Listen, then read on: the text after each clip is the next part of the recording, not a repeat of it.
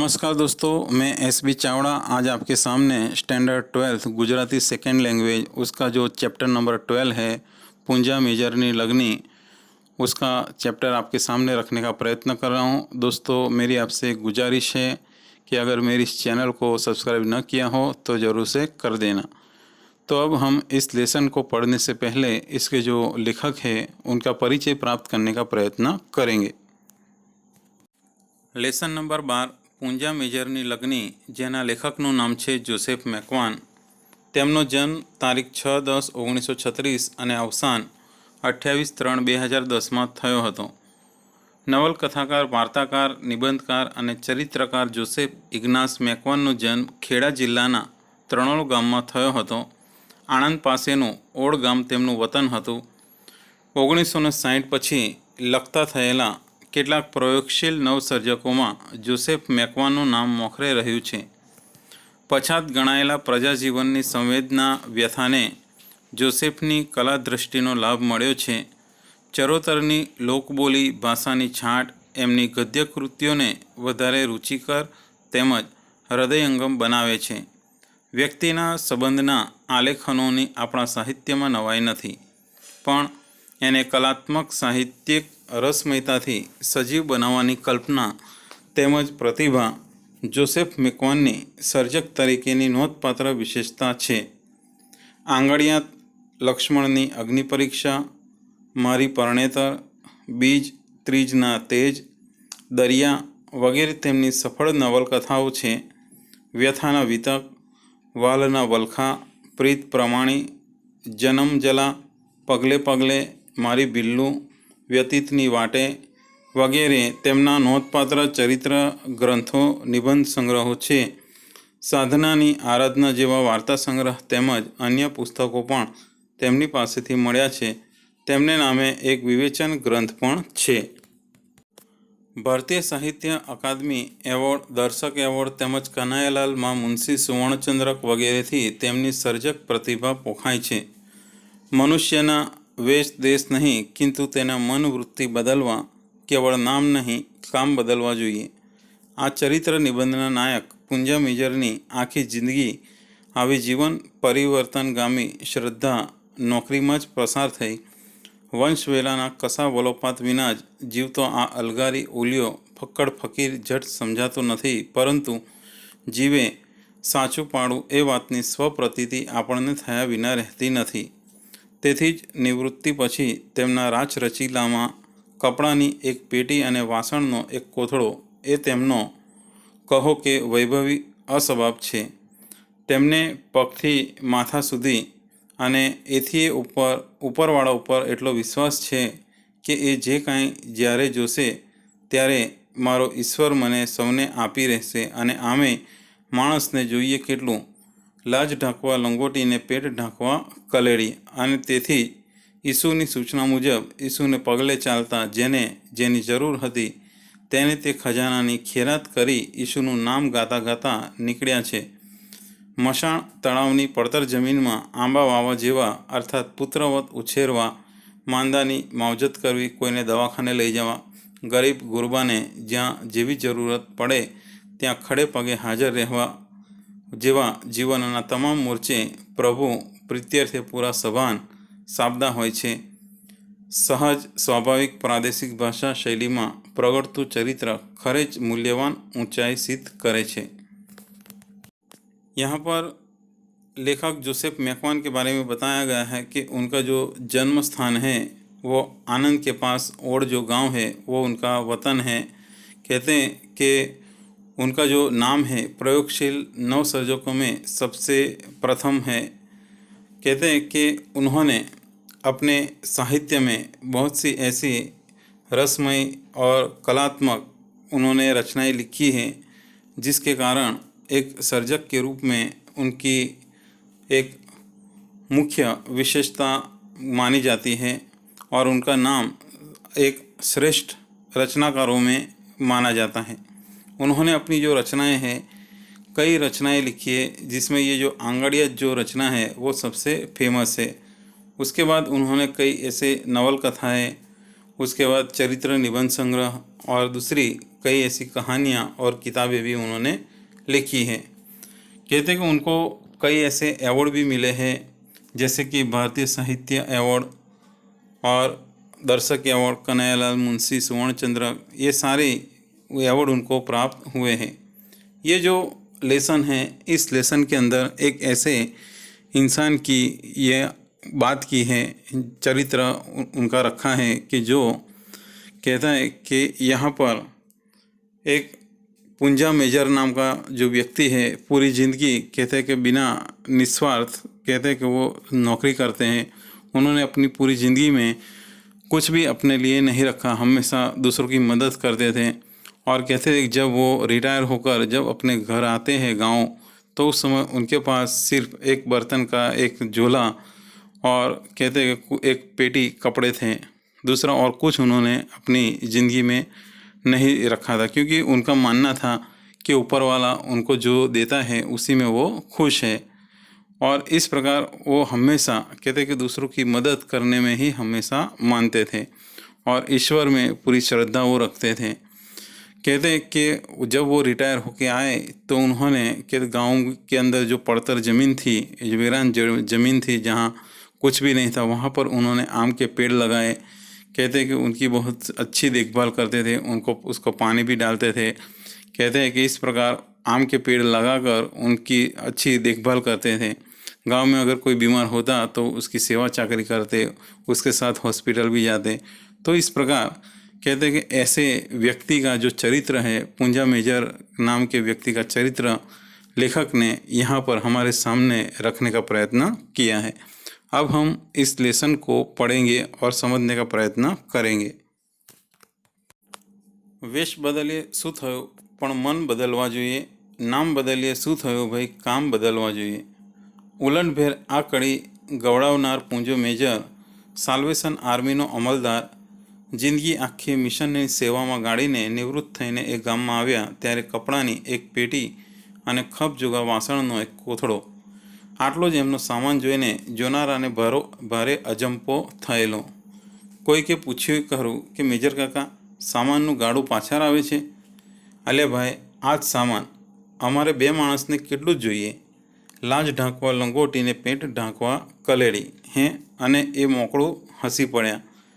ત્યારે સાચો જવાબ સાંભળવા માગનારાઓનો અચંબો વધી ગયેલો। અમે જોયેલું કે ગામમાં મિશનનો નવો માસ્તર આવે ત્યારે એ ગાડું સામાન લાવ્યો હોય ને બદલીએ જતો હોય ત્યારે દોઢ ગાડું સામાન થયો હોય। કેટલાકને અમે 2 ગાડા ભરીને આવતા જતા જોયેલા।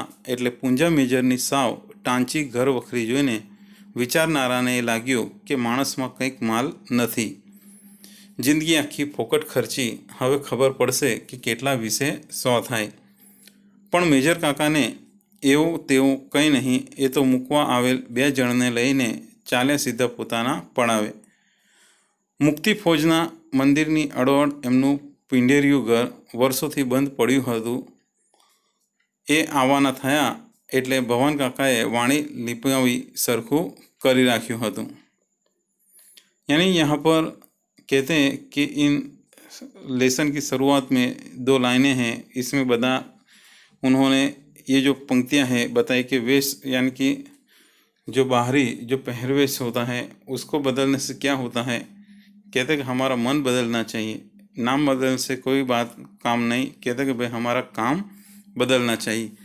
ये जो कड़ी कहते हैं कि लोगों को सिखाने वाले, गाकर बताने वाले major, Punja major salvation army के अमलदार थे। कहते हैं कि उन्होंने अपनी पूरी ज़िंदगी उसकी सेवा में बिताई थी और निवृत्त होकर जब गांव में आए तो उस समय उनके पास कुछ भी नहीं था, सिर्फ एक पेटी कपड़े और कहते हैं कि एक जो झोली बर्तन थे। कहते हैं कि इतना सामान देखकर जो लोग देखते थे उनको आश्चर्य होता था और वो लोग उनको पूछते भी कि भाई मेजर काका, ये जो सामान जो है उसकी जो गड्डी है पीछे आ रही है क्या? तो वो कहते हैं कि भाई हाँ, यही सामान है। हम 2 जनों को यानी कि हम 2 लोगों को कितना चाहिए? कहते हैं कि हमारी इज्जत ढकने के लिए लंगोटी और पेट ढकने के लिए कलेड़ी यानी बर्तन। और इस प्रकार वो हंस देते। तो ये जो सच का जो जवाब सुनने के लिए कहते हैं कि लोगों की जो आश्चर्य यानी उनकी जो उत्सुकता है वो बढ़ गई थी। लेखक यहाँ पर बताते हैं कि हमने जब देखा था कि गांव में जब भी कोई नया मास्टर आता तो वो एक बैलगाड़ी सामान लेकर आता और जब वापस जाता तो वो 1.5 गुना सामान लेकर जाता। कई तो 2-2 बैलगाड़ियाँ भरकर सामान लेकर आते हैं, ऐसे लोगों को उन्होंने देखा है। लेकिन ये जो पूंजा मेजर है वो बिल्कुल थोड़ा सा सामान लेकर जब आए तो कहते कि सोचने वालों को भी ये लगा कि भाई इस इंसान के अंदर कुछ भी नहीं है। कहते कि इस इंसान ने अपनी पूरी ज़िंदगी ऐसे ही फोगट ही ऐसे व्यर्थ कर डाली, अब उसे पता चलेगा भाई कितने विषय 100 होते हैं। लेकिन मेजर काका के लिए कुछ भी नहीं था। वो तो जो उनको रखने के लिए जो 2 लोग आए थे उनको लेकर सीधे अपने घर की ओर चले गए। कहते कि मुक्ति फौज के मंदिर की बाजू में ही उनका कहते कि पुराना घर था, बरसों से बंद पड़ा था और वो जब आने वाले हुए तो भवन काका ने उसको साफ करवा के उसको व्यवस्थित करवा के वहाँ संभाल कर तैयार कर रखा था। ભવાન કાકા એમના સગા મોટા ભાઈ થાય, લાગે એવું કે જાણે આ અલગારીપણું એમના જ આવવાનું આયપત હોય। આવ્યા એ જ સાંજે મેજર ભવાન કાકાને પૂછે કે ભવાનભાઈ એકાદી માંચી બાંચી મળે કે? હું તો હેઠણ હોઈ રહીશ પણ ઉજ્જમને તો જોઈશે। ડોસીના હાડકાં પૂછા છે। ભવાન કાકા કહે કંઈક કહે પહેલાં જ મારા બાપુએ જ પૂછી નાખ્યું, તે મેજર આખી આ જિંદગીમાં 2 ખાટલાનોય ભેદ ના કર્યો તમે, ત્યારે તમે કમાયા શું? પેલા હિન્દુઓ કહે છે કે એમ રામનું નામ માસ્તર મોહે લાગી હે લગનિયારે, મેં તો ઈસુ સંગ પ્રીત લગાના મેં પ્રીત લગાના। એમના ગીતમાં એમની મસ્તી ટપકતી હતી, પણ ભવાન કાકા કહે કે આખી જિંદગી ગીત ગાયા, હજુય નથી ધરાયો। 2 કૂકા કંઈ કમાયો ધમાયો ખરો? લોકને તો એમાં રસ, પાછળ છેડો વાળનારે કોઈક તો જોઈએ ને। એ કયા હિસાબે તને રડશે? તમે આ કહો છો ભવનભાઈ, તમે? ઓવે આ જતા જીવતારે મારે વેઠ વેંડારવી પડે છે। મને એમ કે તું કાંક 2 પાંદડે થયો હો તો मारे एटली माया ओछी। यानी यहाँ पर ये जो लेखक ने बताया कि जो भवन काका जो थे वो उनके सगे यानी कि बड़े भाई थे। कहते हैं कि उनके आने के बाद ही उन्हें लग गया कि ये जो उनके आने के बाद उनकी भी परेशानी बढ़ जाएगी। कहते हैं जिस दिन वो मेजर शाम को आए उसी दिन उन्होंने अपने बड़े भाई को पूछा कि भवन भाई एकाद यानी कोई चारपाई वारपाई मिलेगी या नहीं, मैं तो नीचे सो जाऊंगा लेकिन के उज्जम को वो चारपाई चाहिए। कहते कि बूढ़ी हो गई है इसलिए हड्डियाँ भी एकदम नरम हो गई है। तो भवन काका कुछ कहे इससे पहले ही लेखक के पिताजी ने पूछ डाला कि मेजर तुमने पूरी ज़िंदगी 2 चारपाई का भी यानी इंतज़ाम नहीं किया तो तुम कमाए क्या। कहते कि वो ये सुनकर मेजर कहते कि वो जो हिंदू लोग कहते हैं ना कि राम का नाम मास्टर, कहते मुझे भी कहते हैं कि प्रीत लग गई है यीशु के संग, यानी यीशु की भक्ति में ही अब मेरी यानी प्रीत है। कहते कि उनके गीतों में उनकी मस्ती टपकती थी, लेकिन भवन काका कहने लगे कि भाई इसी तरह पूरी ज़िंदगी गीत ही गाए हैं उसने और अभी तक वो उसका मन भरा नहीं। कहते कि मुझे यानी वो अपने भाई को कहते हैं कि भाई तू 2 पैसा कमाया या नहीं, या फिर कहते हैं कि ऐसे ही तूने पूरी ज़िंदगी खर्ची। कहते लोगों को तो उसी में ही रस है, पीछे हमारे लिए कोई रोने वाला तो होना ही चाहिए ना। और कहते हैं कि लोग रोए भी तो किस हिसाब से रोए। कहते तमे आ कोचो भवन भाई तमे, यानी कहते कि वो आज जता जीवतारे मारे वेठ वेंडारवी पड़े छे। यानी कहते कि तुम्हारे लिए तुम्हारे कारण कहते कि मुझे तकलीफ़ उठानी पड़ रही है। मुझे ऐसा था कि तू अगर अच्छा यानी पैसा वैसा कमाएगा और कहते कि तू सुखी रहेगा तो मुझे भी बहुत तकलीफ़ नहीं होगी। जो तारे कहूँ मैं एवी कशी ज अबड़खा राखी ज नथी, तारवावाळो बेठो छे बधुंय एना भरोसे। आ परवारवानी वेळा आवी त्यारे घर वखरी જે કંઈ એકઠી થઈ હતી એ સાચું કહું તો મને લજાવતી હતી. વેચી હાટીને મારી પાછળ આવો એમ નાઝરેથવાળાએ ઈસુએ કહેલું ને એમ નામ ગાતા ગાતા બધું એકઠું થયું. એનું ભાનેય ના રહ્યું. તે હધુય વેચી દીધું, ત્યાં વહેંચી દીધું. જેને જેની જરૂર હતી એવા હવને આલી દીધું ને ચાલવા જ માંડ્યો. તો પાછું વળીને શા હાતર જવું? મને જરૂર હશે તો આલવાવાળો એ ક્યાં નથી બેઠો? સારું, તારે માગો એમની પાસે. હું જોઉં છું કે ઈસુ ચેવો આલવા આવે છે તે. ને જરાય માઠું લગાડ્યા વિના પૂંજો મેજર પાછા વળી ગયા ને થોડી વાર પછી પાછા આવીને કહે કે લ્યો ભવાનભાઈ, તમે કહેતા હતા એમ એણે ખાટલો આપ્યો. થોડાક જાળિયા કાઢવા માળીએ ચડ્યો તો આ ખાટલો મળ્યો. તમે જરાક હલાવી દો, હું કાથીનો વેંત કરી લઈશ. यानी यहाँ पर कहते हैं कि पूंजा मेजर जो है अपने बड़े भाई की बात सुनकर वो कहते हैं कि भाई मैं आपको मेरी बात बताऊं. कहते हैं कि मैंने जब से वहाँ पर नौकरी की तब से मैंने कहते हैं कि ऊपर वाले के ऊपर बिल्कुल आशा नहीं रखी. कहते हैं यानी मैंने कभी यानी कुछ अपने लिए इकट्ठा करूं ऐसी मेरी बिल्कुल इच्छा नहीं थी. कहते हैं कि मैं तो सिर्फ ऊपर वाले के भरोसे ही अपनी ज़िंदगी बिता रहा था. कहते हैं कि अब इस समय जब मैं सब कुछ यानी मेरा सब कुछ ख़त्म हो गया, यानी अब मैंने ज़िंदगी जी ली है, अब मैं कहता हूँ कि रिटायर हुआ हूँ, तो उस समय मैंने जितनी भी चीज़ें मैंने बसाई थी, इकट्ठी की थी, मुझे लगा कि वो मुझे यानी अच्छा नहीं लगा, वो मुझे लजा रही थी. तो मैंने कहते कि इस सारी चीज़ों को मैंने ज़रूरतमंदों को बांट दिया. सबको जो चीज़ चाहिए थी वो मैंने दे दी. और फिर इस प्रकार कहते कि मैंने पीछे मुड़कर कभी देखा भी नहीं. और मेरे मन में यही था कि भाई ऊपर वाला अगर मुझे देना चाहेगा तो ज़रूर देगा, वो कहाँ नहीं है. तो ये बात सुनकर उनके बड़े भाई कहते हैं कि अच्छा ठीक है, तो मांगो अपने उस यीशु के पास. कहते हैं कि वो कैसे तुम्हें देता है. और बिल्कुल बुरा लगाए बिना पूंजा मेजर जो है वापस चले गए.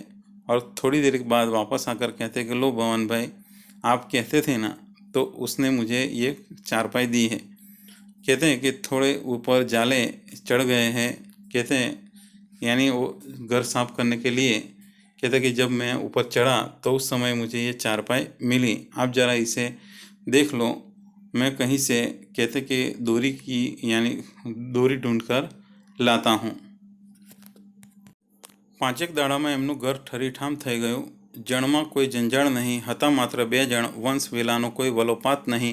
શું ખાય કે શું પીએ એની કોઈને ખબર નહીં. પૂરો સંત મેથીનો માણસ. આકાશના પંખી જેવો. વાવવું લણવું કે એકઠા કરવાની કોઈ પળોજણ જ નહીં. સાંજે અમને છોકરાને એકઠા કરે, સુવાર્તામાંથી કોઈક વાત માંડે ને પછી મસ્તીભેર ગીત ગવડાવે. બાંધી દડીનો બેઠા ઘાટનો એમનો ભરાવદાર દેહ, ફૂલેલા પૂંછા નીચે ભાવ ઝરતી ચશ્મા વિહોણી સાચુકલી આંખો, ધડ સાથે જડી દીધું હોય એવું ડોકું ને ગોળ મટોળમાં, જાડા ધોતિયા પર લાલ કોટના ખભે 3 તારા પાસેનો એસનો માર્કો એમને સાલ્વેશન કરતાંય સાબદા રહેવાનો ભાવ વધારે વ્યક્ત કરતો. ગામમાં આવ્યા પછી થોડાક જ દિવસો એ સૌના વિચાર વ્યવહારથી પરિચિત થયા. પંચના ચલણનો તાગ મેળવ્યો. મિશનની 3 ધૂળી શાળાઓ ચાલતી ત્યાંય નજર નાખી આવ્યા. ભવાન કાકાની સીમ પણ ફરી આવ્યા. પણ એમનો જીવ પાદરમાં આવેલ માણસ તળાવ સમી 12 માસ પાણી રહેતી ઊંડી ખીણ અને પડતર જમીન પર ખોડાઈ રહેતો. ખૂબ વિચાર્યા પછી એક દિવસ સાંજે એ વાંસીનો દસ્તો બેસાડવા ભવાન કાકા પાસે આવ્યા. આ વાંસી શું કરવી છે તમારે? કોદાળો પાવડો મળી ગયા છે. વાંસી થોરિયા વાળીને વાડોલા કરવા માટે પાદરની પડતર જમીનમાં આંબા વાવવા છે. તમારું તે ભમી ગયું છે. ત્યાં પાદરમાં આંબા રહેતા હશે. કશુંક મળતર રહે એવો ધંધો કરો ને. પછી 25 રૂપિયા પેન્શનમાં અમારા બેનો ગુજારો થઈ રહે છે. જાજાની અબડખા નથી. 1 ટંક ધરાઈને ધાન મળી રહે પછી મારે सी चिंता. 5 दिन में उनका जो घर था वो एकदम ठरी ठाम हो गया. कहते हैं कि उनके घर में किसी भी प्रकार की कोई परेशानी नहीं थी, क्योंकि वो 2 ही लोग थे.